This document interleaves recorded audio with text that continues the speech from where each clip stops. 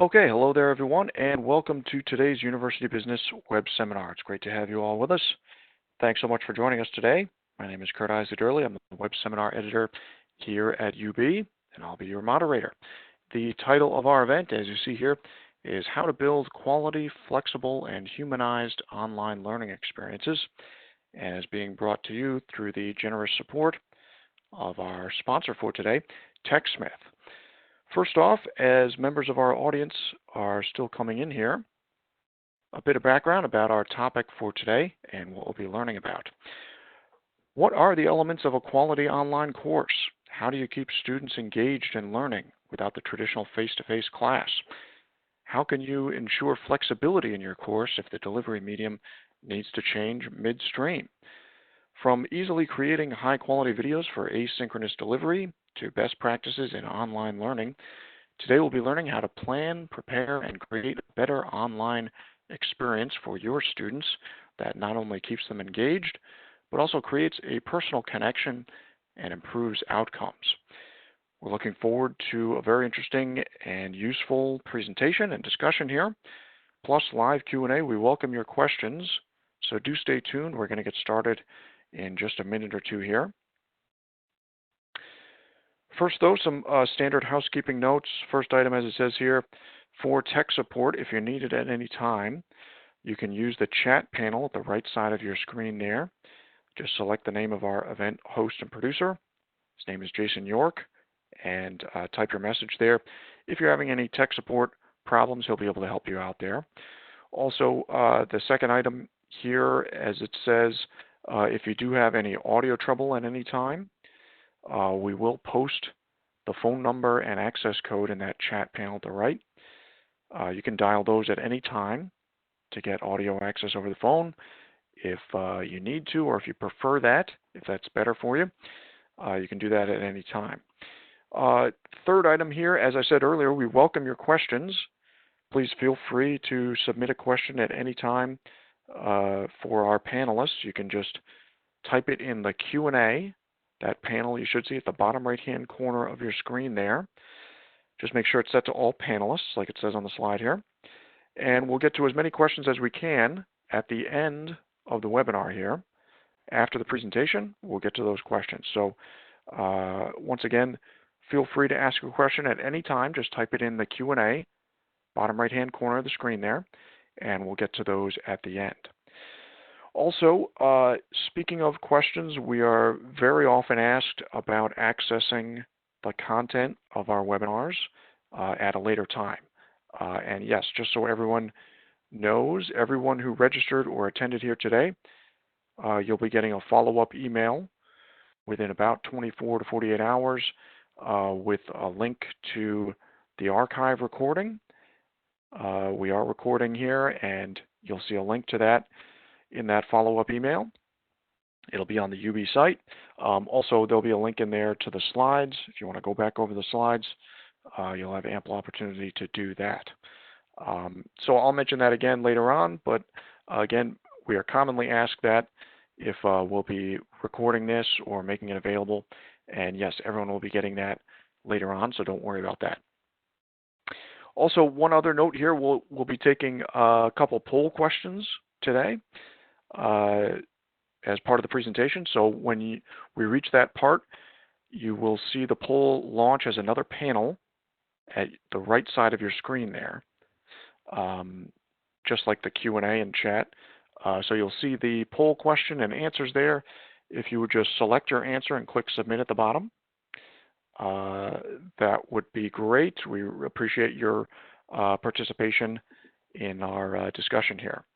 So once again, keep an eye out for those poll questions. They'll appear at the right side of your screen there.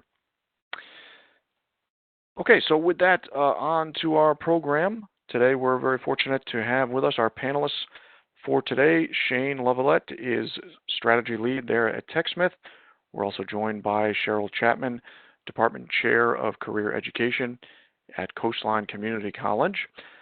Shane is going to start us off today. So with that, I'll turn it over to him. Shane, it's great to have you with us. Welcome to today's webinar. Great, Kurt. Thank you very much for the introduction, and thank you everybody who's attending today. We're really excited to be able to chat with you this afternoon. But first, before we jump into the content, we wanted to do a poll right out of the gate and a couple questions that'll pop up on your screen there on the right side, and you have about a minute to answer those if you don't mind. And while that's up and you guys are answering those questions, I'll just share a little bit of info about me, and then Cheryl can do the same. I am a strategy lead at TechSmith Corporation focused on the higher education market. So I work with our customers and really helping understand their challenges and problems and issues that they're trying to solve and how technology might be able to help them do that. And then translating that into how we can improve our products and services to help just help our customers do things better. I've been in a variety of roles at TechSmith and different product manager type roles as well, and have worked there for about 17 years. Previous to that, my education background is I have a television, radio, film production degree, a bachelor's degree from Syracuse University, so go Orange, and a master's in business administration from Michigan State University. Cheryl, did you want to share? Welcome, everyone. It's my pleasure to be here, of course. Let's see, it says I'm department chair at Coastline College, and I am. And I get the opportunity to do that even as a part-time instructor. My full-time day job is an instructional designer in the state of California Community College System with a grant called California Virtual Campus Online Education Initiative. And we get to train faculty to create online courses, and then being the instructor side as well, it just gives us a little bit more background for them.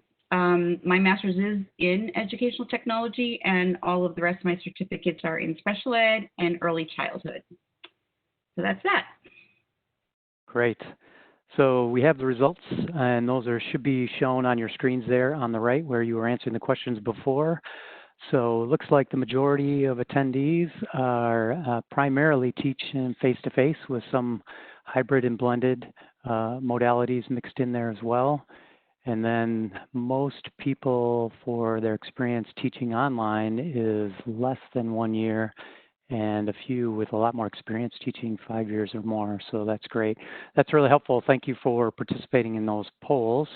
And so we're going to move on now to into the meat of our presentation today. And really, before we jump into how you build a quality course, it really is important to take a step back and understand how to assess course quality and figuring out what things you need to measure so that you can make sure that course is high quality. Because if this step is really important in terms of just being able to set you up for success and be able to measure that quality and have a way to do that.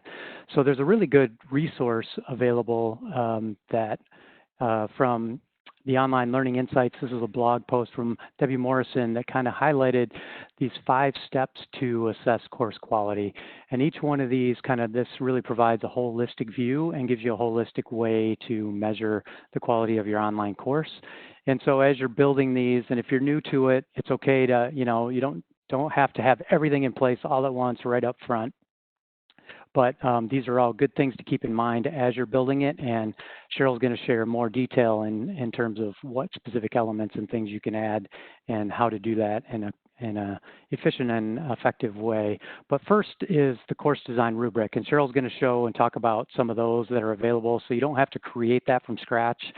There's plenty of different rubrics available that can help give you guidance and give you some checklists and sort of guide rails to keep you on track as you're developing your course so that it's being done in a quality way. Number 2 is the student perspective. So this is a little challenging to do, but you really want to try and analyze the experience of your course from the student perspective. And it's difficult but useful. So a couple of things you can do there to try and make that happen is to evaluate some of the student input you get throughout the semester. Make sure to incorporate some questions or surveys throughout your course on different areas of the course to be able to pull that student perspective in through the course. And that's really useful, especially over multiple sections and multiple semesters of a course, so that you can kind of see how that changes over time with different groups of students. Another tip around that is really to take, if you can take an online course as a student in a subject matter that's, you're not necessarily your expertise, so that you can kind of have the perspective of being a student in that and get an understanding of what some of the challenges are around engaging with an online course. And that can be really helpful to just kind of give you that perspective. Number 3 is assessing the artifacts and the feedback that you get from students, and also through their submissions, the assignment submissions, and the other pieces that they're doing as part of the course.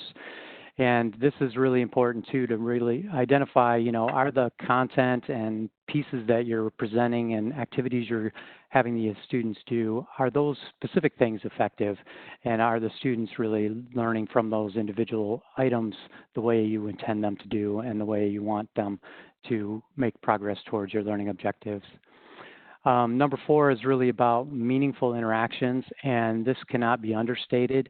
This is one of the most important pieces, and we're going to talk a lot more about this throughout the presentation today as well. But the student-to-instructor interaction and student-to-student interaction within an online course are very strong and important drivers of quality and of the student perception of the quality of the course as well.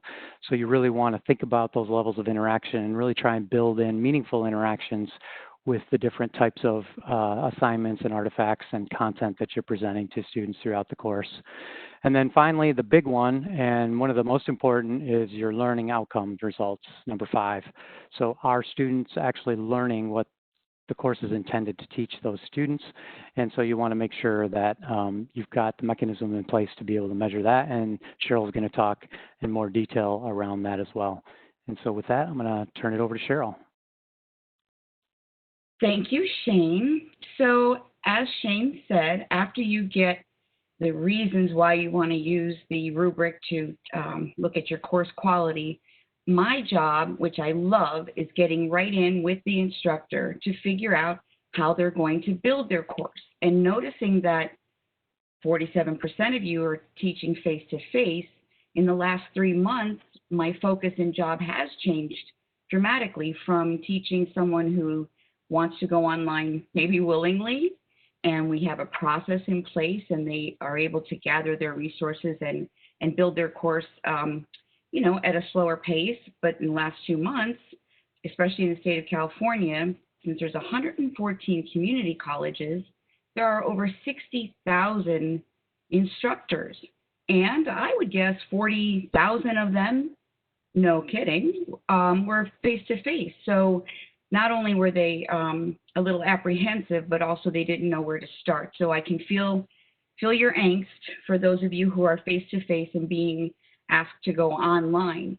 And what we try to let them understand is that it doesn't have to be all at one time, like Shane said, but we want to make sure that the basis for building that quality course is there from the get-go.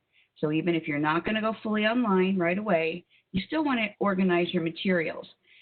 So with the Online Education Initiative, there's a professional development arm called @ONE, where there's a ton of professional development. Some is self-paced, others might be like 4 or 12-week courses. But one of their basic pedagogical foundations is the 5 principles of quality online teaching. So there's a difference between building the course, as you know, and then actually facilitating or teaching it. Excuse me. So instructor presence is in the beginning or in the middle. Now, those of you face-to-face, you are the instructor. You're present in front of your class, right? You're right there. However, online, it's a little bit more tricky if you're not familiar with maybe video equipment or your webcam, and that truly is understandable, especially in this time.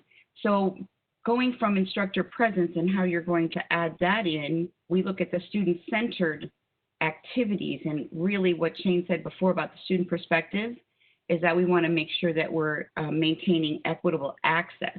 And that has a whole big, connotation, and there's a lot of conversation around that, equitable and accessible. However, if you start from the beginning and think about this, it's so much easier to build your materials in a more inclusive way. Then third is student feedback. So when you're teaching face-to-face or hybrid or online, maybe you're doing it for 2 semesters in a row, and then you take a little stock in what's going on and look at the student feedback, make some adjustments in the way that you're doing your lecturing or the activities that you present in the classroom. However, online, you've got so many more options, and I shouldn't say just online because you can use these options in your face-to-face classroom. However, it's the continuous improvement segment that's so important because things change in technology, things change in your subject area sometimes, and you want to include current events. So that's an important part of the cycle. Take in the student feedback. In fact, in our course design, which we do provide a template for instructors to start their online course with a course orientation module, and there happens to be an anonymous survey in there. And it's so helpful to instructors, especially those starting out. They're like, oh, let's see what the student, how he or she feels in that moment before the midterm. And then we can, like I said, do some more continuous improvement. Okay, number 4, model ethical online interactions. Well, this one seems, oh, well, that's great. We'll get into the discussions and we'll make sure that, you know, we're following etiquette and all the check boxes for online, but it also means to include discussion prompts that are inclusive. And again, not just a yes and no answer.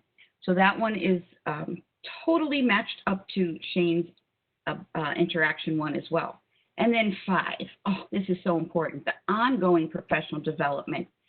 I'll say in the last 2 months when I'm doing my virtual office hours for instructors who are face-to-face, they come on in and they're like, oh, geez, you know, I'm not really sure what I should be learning.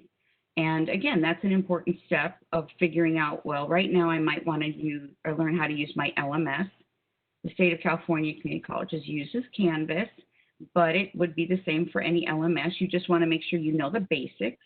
And then the second part of that is anything that has to do with online pedagogy, which is a little bit different, as well as adult learning pedagogy. Because some of us are, you know, you're not used to actually thinking, wow, this is, you know, a different way of teaching the adults. So that's an important part of ongoing professional development. So then the next slide will show us that we have so many options. Let's see, the OEI course design rubric, again, is part of a professional grouping, as you can see with Quality Matters has a rubric out, the Community of Inquiry, the Quality Online Course Initiative, and CSU. So everybody was gradually developing rubrics to check for quality online courses. And believe it or not, many of them didn't really look at the content as much as you would sit down with your other subject matter experts to make sure that your content was on cue. However, it's mostly about the way that you're setting up the course, because navigation is really important for students. And I was very happy to have the opportunity to be on the selection committee at the state of California when they chose Canvas, and the students' input was so important. And it was so real. And when we go back to asking about your students' perspective and their experience in your class, it's like they said, can we please have the navigation be very similar in all the courses so we're not looking for, you know, where the syllabus is, etc. So navigation and structure is really important. We have a course review prep form, which again is like many others. It's just a basic list of, do you have modules or units of learning that, you know, are sequential and very easy to find? Do you have your objectives, either the course objective that would come from your course outline of record at the college, or the lesson module or chapter objectives, so that they can be a little bit different, but whatever they are, you're going to make sure that they link to the assessments. So when we were talking before about building this course or what you're going to put online, the first step would be to think, hey, what do I assess these students on and what do I really want them to learn? So we make sure that the checklist has a place for everybody to give feedback in their course where they're going to put the materials. And I guess we're moving right along. Here's the next slide. I'll take a drink. Okay, so going along with the building of the course, even though this looks a little repetitive, the two things on here that are important is the not only encouraging interaction between yourself and the student, but sometimes we forget student-to-student interaction, which is in a face-to-face class pretty easy to observe and to make happen. Small groups or little conversations or that kind of thing. Student to faculty, that's pretty, obvious when they're asking questions or they want some more information about the content. And faculty to student, when I initiate conversations with the students, I want to make sure that it's not just housekeeping, that it's content driven.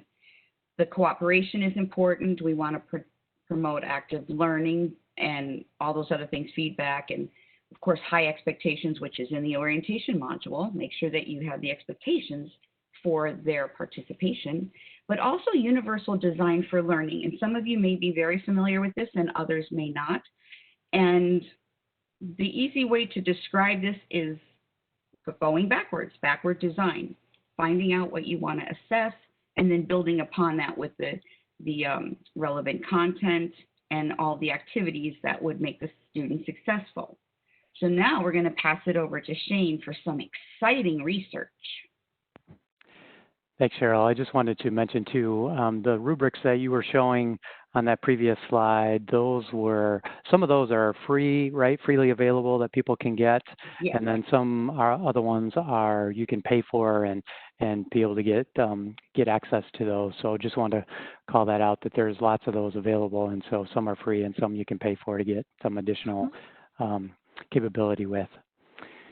So let me jump to the research, and Cheryl was talking about that key piece, why interaction is important, why that interaction piece matters so much in an online course. And there's research out there that's been done specifically looking at this from the Community College Research Center at Columbia University, and they looked at 23 online courses and observed the elements that were in them, including their depth and use of interpersonal interaction, as well as some other factors such as clarity of learning objectives, effectiveness of their technology integration, and other things, and then use those classifications to try and predict the student grades based on that. The overall number one most important factor in student grades was that level of interpersonal interaction. And again, these are all online courses. So courses that had strong and high levels of interpersonal interaction between instructor and students, and even students to students, those students got nearly a full grade better, or performed as a full grade better in those courses than those that had little interpersonal interaction. So that's why that piece is so important, and you really want to make sure, especially if you're just getting started, focus on that area first to develop those kind of interactions within the course, and that's going to go a long way for student success. And the other point I wanted to make here was specifically that the most important person in this whole equation of this online course is the instructor, is the faculty member who's teaching the course. And we talked to a lot of students, we talked to a lot of faculty and administrators, instructional designers, and students, and we've asked them a lot about what makes a valuable or an effective online course for you, what's engaging, what do you like, what do you not like. And this quote here kind of basically sums up some of the feelings we hear from students a lot, is that they like when the professor, they get to know and get to see and understand the professor, and they're making an effort to teach the class. And even if they have high expectations and it's a hard course and it's online, the more engaged they are, the more engaged the student feels. And feels like they care a lot. So it's really important. They want to hear from the faculty and the instructors, from you as the teachers of the course, because you're the person that they want to learn from, and you're the person that's got that knowledge. So just wanted to highlight that piece of it. So show and share, and don't be afraid to be out there with your students in the online course, just as much as you would be in a face-to-face course. And I'll pass it back to you, Cheryl. I think you got to advance the slide, though. Jason will give you control, and you can advance them. Great. Okay, perfect. Well, we'll go forward instead of backward, though. There you go. Okay, got it. All right, so let's get into the meat of it, the nitty gritty. As a face-to-face instructor or online, you need to gather your resources, and it's really it was evident to me the last 2 months in doing different types of training to face-to-face instructors, and it's reminiscent of about 10 years ago, 8 or 10 years ago, when everybody was going, or, a lot of people were going online, and it's like, what do we do first? So as Shane said, you are the personal part of the course. You're in front of the students, but you've got a ton of materials, I'm sure. Now, of course, they're not all paper and pencil, right? There's a lot of digital content that you probably share in your face-to-face class. So you want to make a list of those, or usually keep a Google Drive or something like that with your resources, and a running document in notes or something with the links to where you want to place them in your online course. So when you think about putting the materials just online, like I said, if we have a module and places for it, then it makes it so much easier after you gather your materials. And since I can do my own slides, I'm going. So let's get this out of the way. It's usually one of those topics that instructors either hiss at me when I'm trying to explain it, or they just roll their eyes because it seems so daunting to deal with accessibility, especially with digital materials and online materials, because we weren't used to doing it, even though those online were. It's just that we weren't used to thinking about it up front. So now our campaign is to think about it right from the beginning, to be proactive and successful. We can go into all of the discussion and conversation about why, but bottom line, it is for the public funded institutions, the law, and many others like the government. But it's also very, very important for our students. And as a special ed instructor, I am very familiar with this. However, I also understand where the angst comes from of learning how to do it as a tool. Okay, so there's two different parts. But let's say that you're developing your content online in your course management system, and I'll use Canvas for the example since I'm more familiar. So you create a page. Well, as soon as you create a page, even if you're copying your material from a Word document or some other document that you've had from your lecture notes, you're just going to want to make sure that you're formatting these pages to be accessible from the get-go, which just includes these 7 things. Headings on a page like you would a Microsoft Office outline. Make sure you're using the list tool. Make sure your links have meaningful names instead of click here or HTTP. And again, that's for a screen reader because you don't want that to be repeated, HTTP. Then images need alt text or some form of description. Your tables need to be for data and not layout. You want to look at color contrast. You want to make sure that the text and the background are easy to read. And again, it's not just for the students that may be in the category of needing accommodations. It really does help all students. And then finally, the captions, which when you're talking about instructor presence in an online course, you're like, well, okay, that's a really good way to use video and audio. But then it's like, oh my gosh, what do you do about the captioning? So that's been a little bit of a hurdle when we're trying to retrofit fully online courses when they come for review, because instructors like, oh, I found the best video at YouTube and it's perfect for my content and it's relevant. And then it's like, oh, but the captions aren't accurate. And then they go, whoa, what does that mean? Oh, you just need punctuation and capitalization so that it makes sense to the person who is deaf, because they're reading the captions, and if it all runs together or it makes no sense, then it's not very helpful to the student. However, we've been doing surveys about captioning, and myself, I like captioning for many reasons. Maybe the speaker isn't speaking very clearly, or maybe I just aren't catching the words, or maybe I'm watching something that I shouldn't be doing and I need the captions. So there's all kinds of reasons why the captions are good. Mainly though, it's for those students who need to read it and get some good sense out of it. So those are the highlights of what you want to look for when you're making your materials accessible. One other thing I will say, create pages in your LMS, whether it's Canvas, Desire to Learn, Moodle, Blackboard, whatever it is. Make sure that you go for pages first, content pages, because if you're creating PDFs, or Word documents. You're going to have to make those accessible outside of the LMS, right? So it'll just be one step easier. And then, yeah, I could talk about that forever. So let's move on. So here you go. You're going to say, why is step one authentic assessment? Well, because first we want them to be authentic and real world, and we also want to think about them first. Because if I'm building my content and I have activities and a discussion and, whatever, and then it doesn't lead to, the project or assessment that I want them to do, then it doesn't make sense, especially to the student. So start backwards. Look at what you're going to assess. And then, of course, there's formative, summative types of assessment, but break it down into, instead of just the objective way, and I know some subjects definitely need objective tests, multiple choice, true and false, that's really cool. In the LMS that we use, we suggest to instructors that they don't mix questions in an online test or quiz, because then one would be auto-corrected and then others would be hand-corrected. But however, start thinking about, hey, how could I use video in the delivering the assessment that I want, or how can I have the students use video to actually contribute to the assessment, right, or to submit. There's role play, there's projects. You can look up alternative authentic assessment. You'll have a field day finding different examples.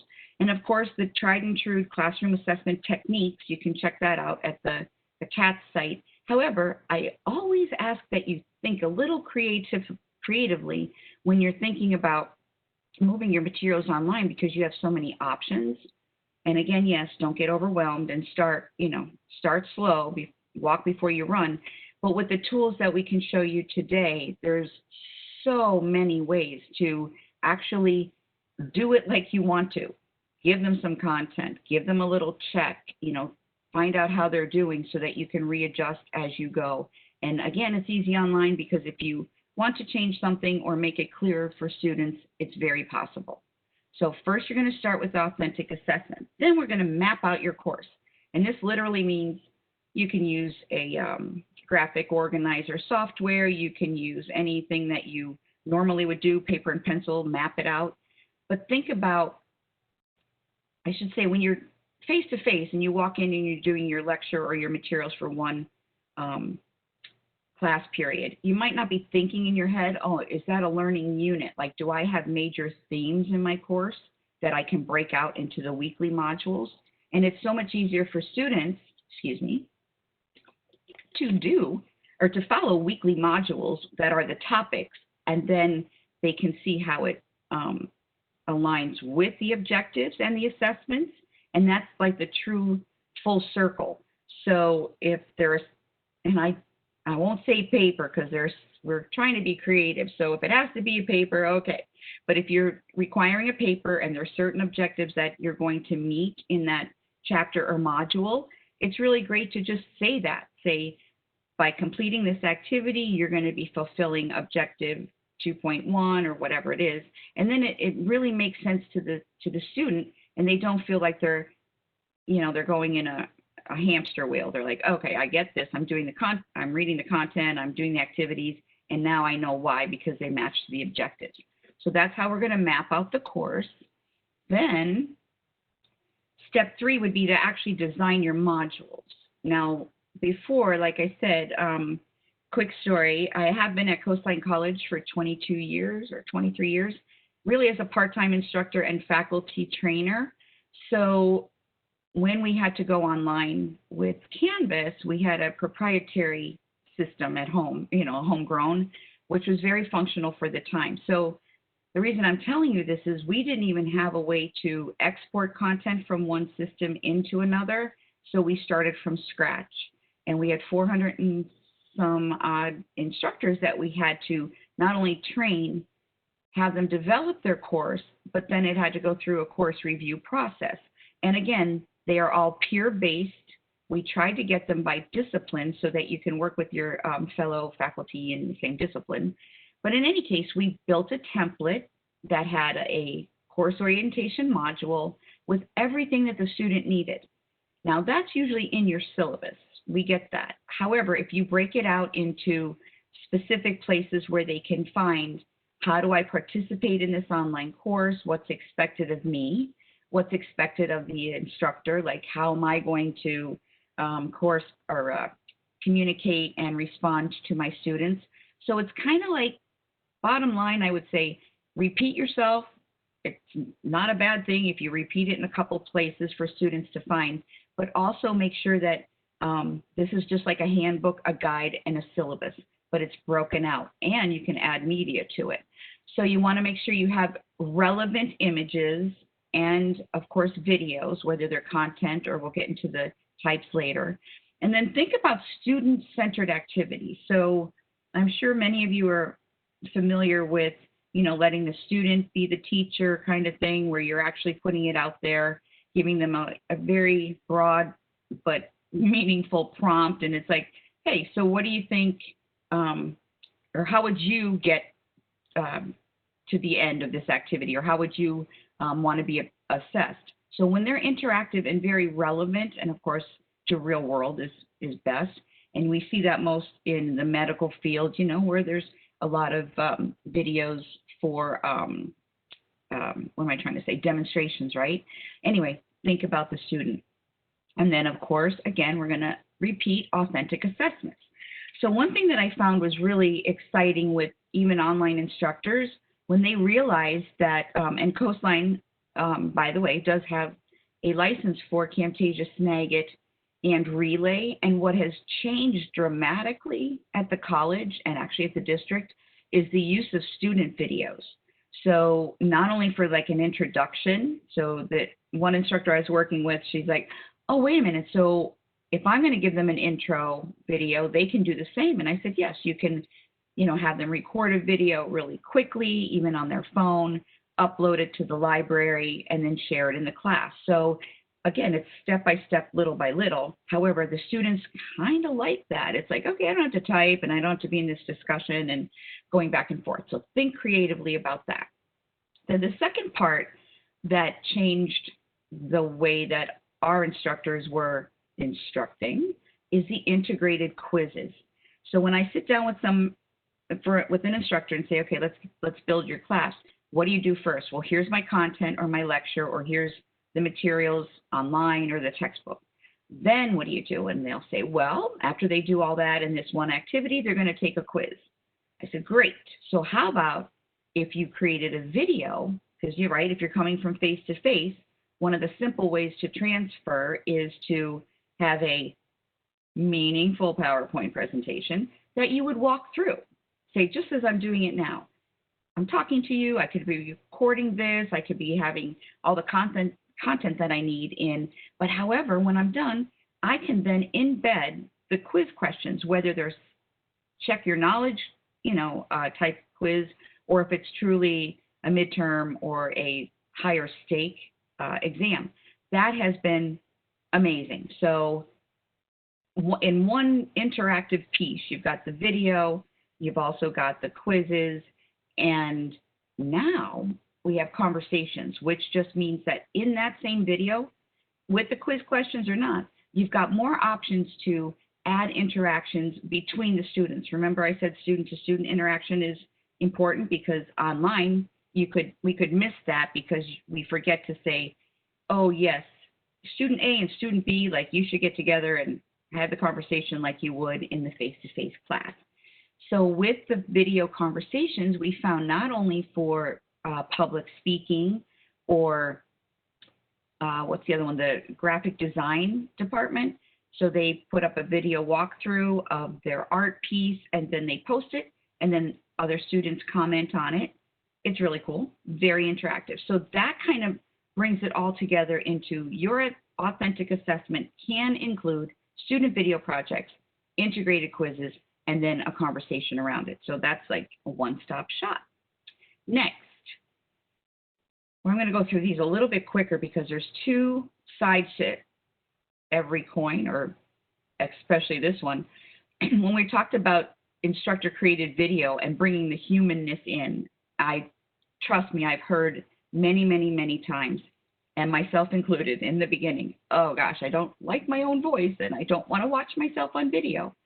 And I'm like, yeah, that could be a little intimidating at first. Practice makes perfect. You know, the garage, the closet, whatever. But then we find out that the students really don't care. They don't need a polished video. They just want to see you. And just like they would see you in the classroom. So think about that explicitly. If I'm in the classroom in front of them, I can be in a little video for a little bit of time just to make that connection. So these are the videos that we work on in sequence when building your class.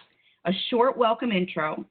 Hey, I'm Cheryl Chapman. I'll be your instructor for this semester. I'm really happy, blah, blah, blah. That could be a minute or less, and that makes a world of difference. Course tour.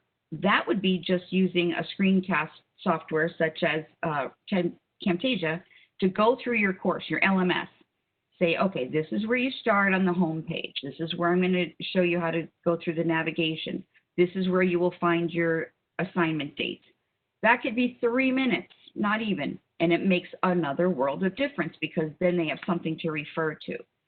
Another one is announcements and for encouragement. So I'm sure that when you're in the classroom face to face, somebody mentions like, you know, a personal accolade and everybody's like, oh, that's really great, you know, congratulations.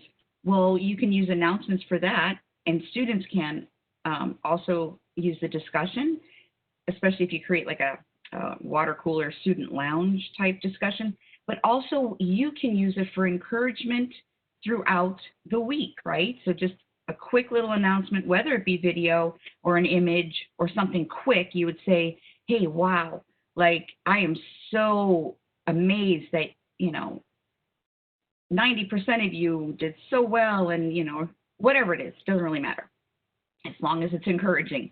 However, you can use it for a review too. A lot of instructors will say, wow, it looks like, you know, this part of my quiz or my exam or whatever wasn't very clear. So they find that out in a group and then use it as an announcement.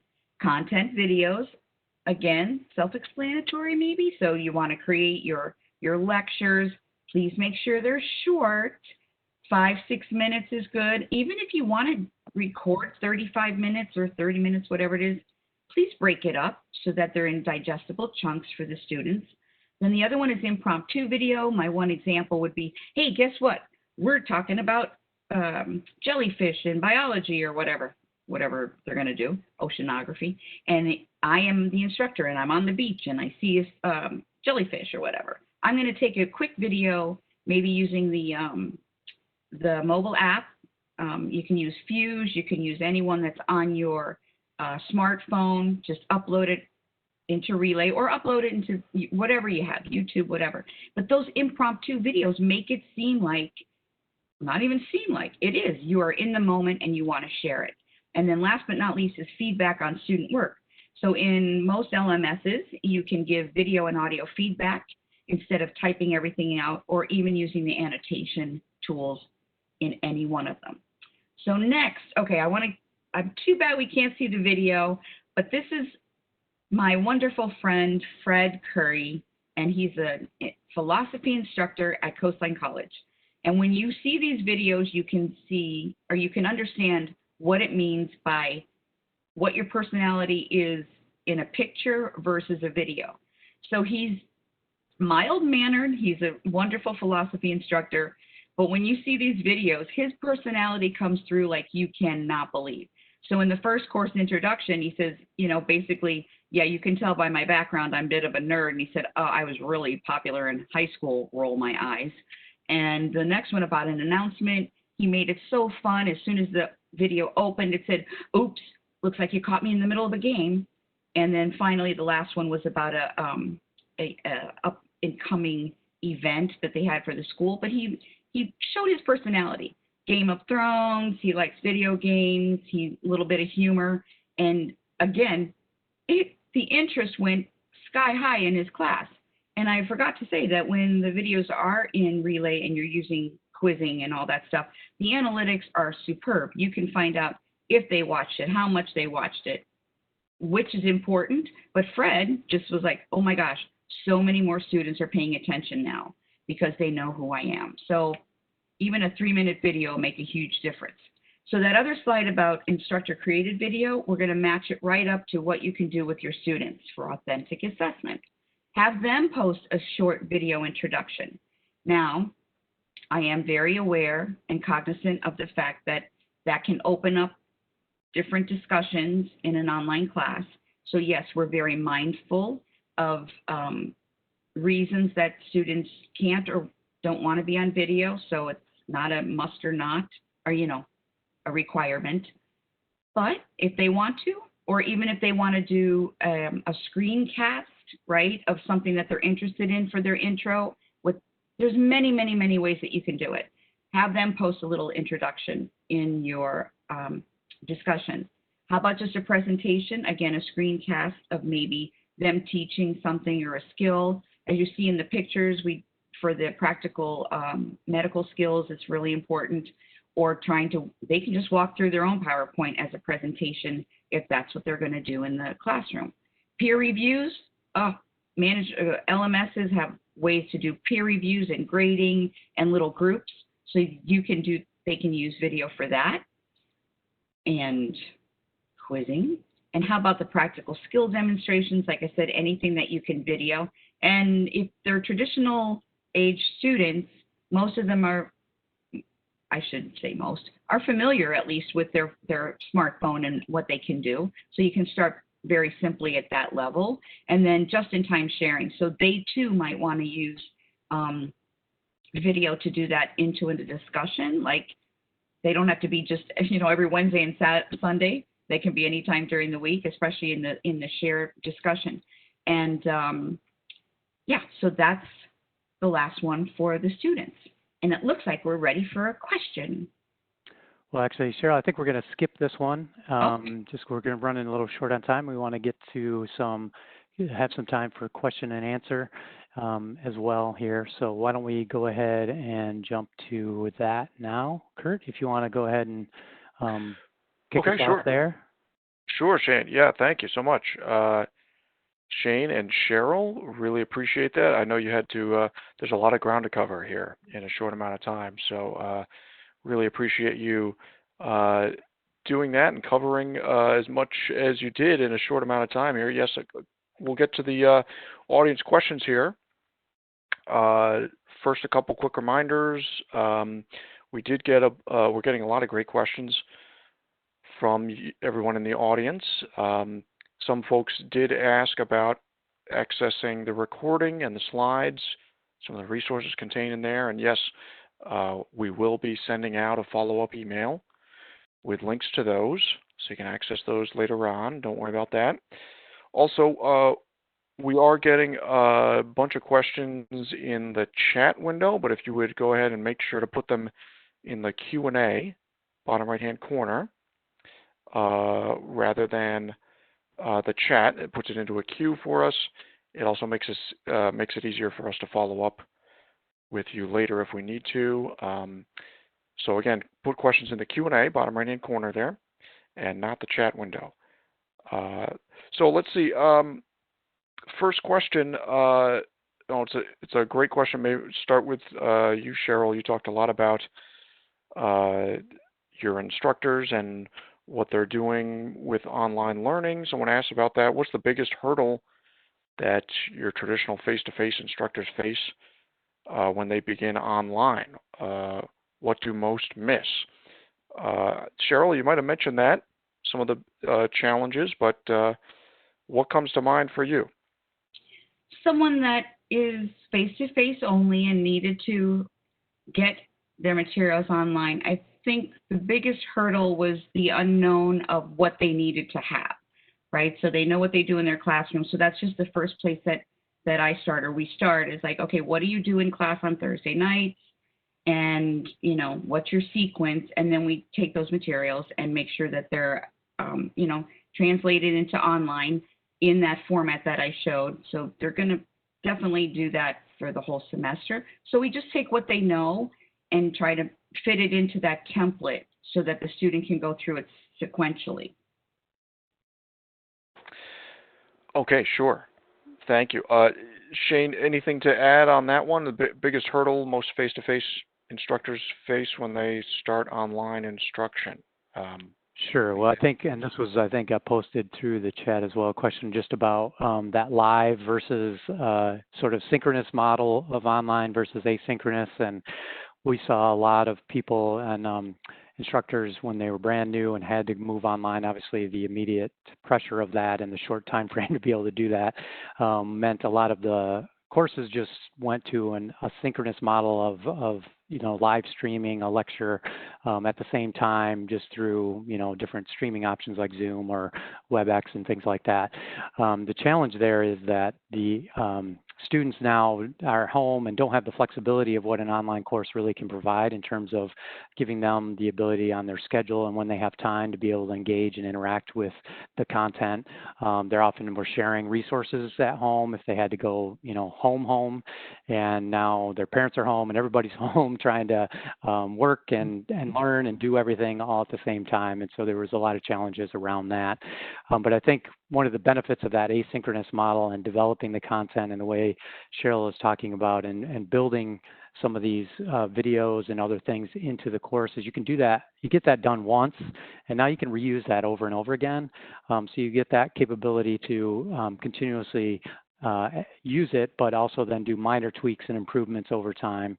But that still gives the students then the flexibility to be able to interact and engage and kind of take the course at their pace or when their schedules allow, if they're doing balancing family, work, jobs, other things as well. Sure. Yeah, that's a good point. Thank you so much. I think you both talked about the importance of authenticity, basically, interactions. There's a question here about that. It might go to you, Cheryl, first. It asks, what are some examples of authentic, meaningful interactions versus contrived, respond to two posts on a discussion board types of interactions? Cheryl, the importance of that instructor interaction, showing their personality. You had some examples there. Yeah, that's a really good question. And again, if you look back to how you would do it in a classroom, you don't stand up there, right, and say, okay, hey, we're talking about this. What do you think? And then it's like, and make sure that you respond to two of your, that is definitely contrived. But in a discussion board, you build the community with the prompt as well. In other words, whatever it is, and then you say, what are your thoughts or experiences about that? And again, it's not a yes or no answer or content-based. It's usually opinion, experience, or sometimes reference. Personally, I don't like when there's references required for a discussion because that just doesn't make sense to me. However, instead of putting you must respond, how about if read through your classmates' responses, and if something interests you, feel free, just let it open. Like, feel free to respond like you would in the classroom. The reason we started, we started that was to make sure that the students understood there was supposed to be some, response back and forth. But I think if you set it up that, hey, this is how you would do it in the classroom, so we're going to do it the same way in the discussions. So basically let it flow, like, hey, if anything really catches your interest, feel free to respond and, share your experience. I think I'll add on to that. I've seen a couple examples of instructors, one doing, getting students more involved in announcements and like assigning students to be the facilitators for some of that, especially in the discussion boards or conversations that you can have, integrated within content or around the content. And that really helps, when it's a student facilitating and trying to drive that versus you trying to maintain that and drive that all the time. So that's one way you can approach that to try and help. As well as the other piece was we did research with a course where they gave students a choice of doing a paper or a video assignment. And then the students that did the video assignment, they had them put them into small groups and had them peer review each other's videos before they they finished them. So they peer reviewed, gave each other comments and suggestions about the content and about their videos that they were creating, and so that they could improve those. But that engaged the students together as well, and then it improved their ability to create content. It also put them on the level playing field, like everybody was basically the same, and they didn't have to start with, the anxiety of, I got to make this amazing video. It was just, no, just like writing a paper, do a first draft, boom, just put it together, get feedback. And through that peer review process, the people doing the reviews felt much more connected as well in the course. And that was a great way to have that interaction. And you could expand that. It doesn't have to be videos, have students do reviews of each other's work in other areas as well on their presentations or even papers and that kind of thing, so that that kind of drives some of that student-to-student engagement. Sure, that's great. Yeah, some great ideas there. And speaking of students, Cheryl, might ask you this next one. I don't know if this is an issue that you've addressed, but they say, and I'm assuming we're talking about the synchronous video chat kind of scenario, but they say, what about students that don't feel comfortable on video or maybe don't even have a webcam on their device? This has been a problem for them, and many of the students feel that they're no longer part of the class. Cheryl, is that something that you have to address? Yes, the last couple of months, like I said, with the colleges and universities going online, and the synchronous part of Zoom was the way that they thought would be the path of less resistance, those things did come up.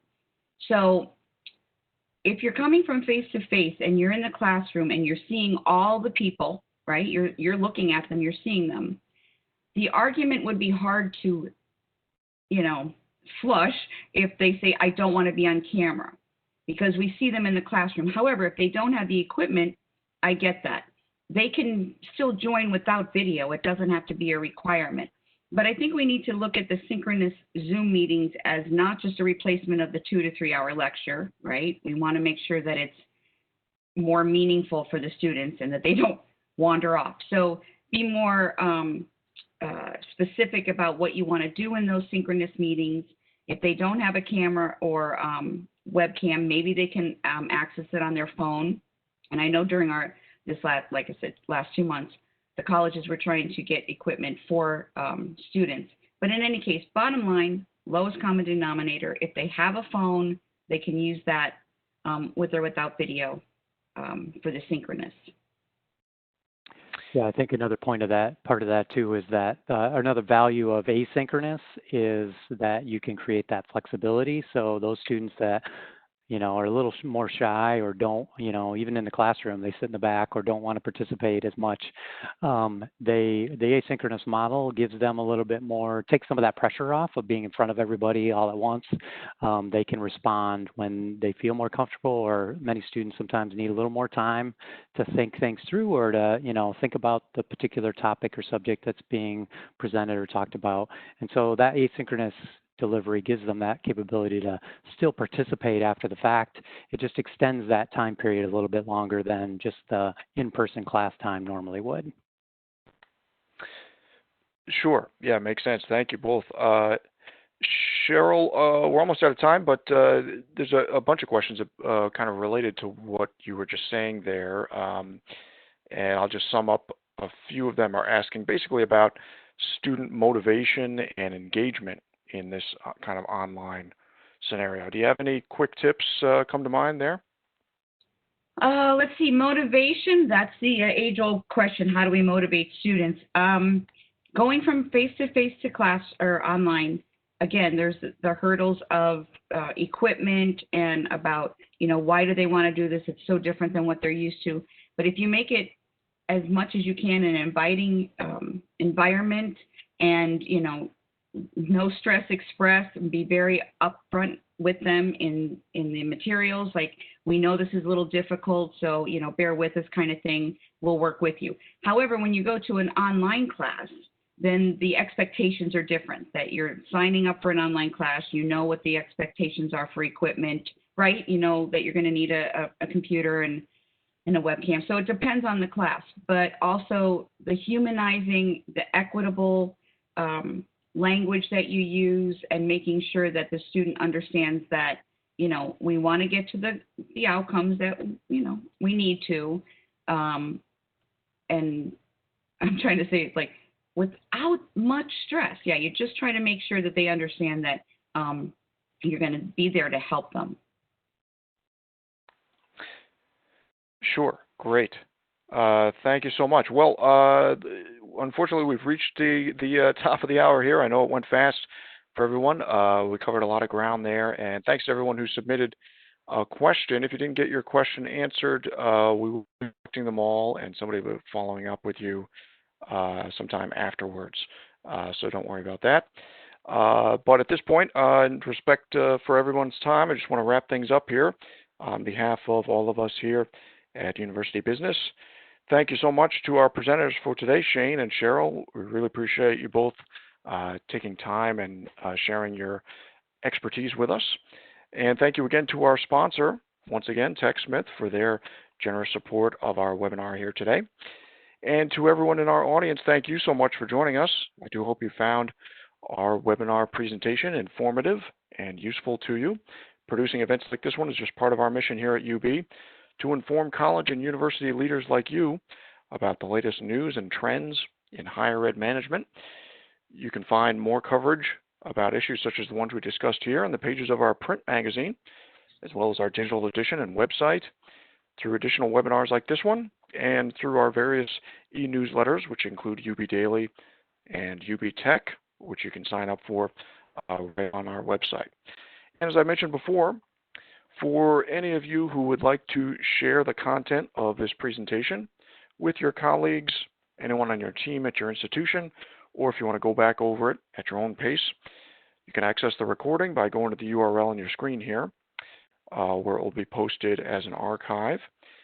And also keep an eye out for that follow-up email. Once again, we'll be sending that to everyone who registered or attended, and that'll include a link right to the recording, as well as a link right to the slides. So if you want to go back over it, access those resources, you'll have opportunity to do that later on.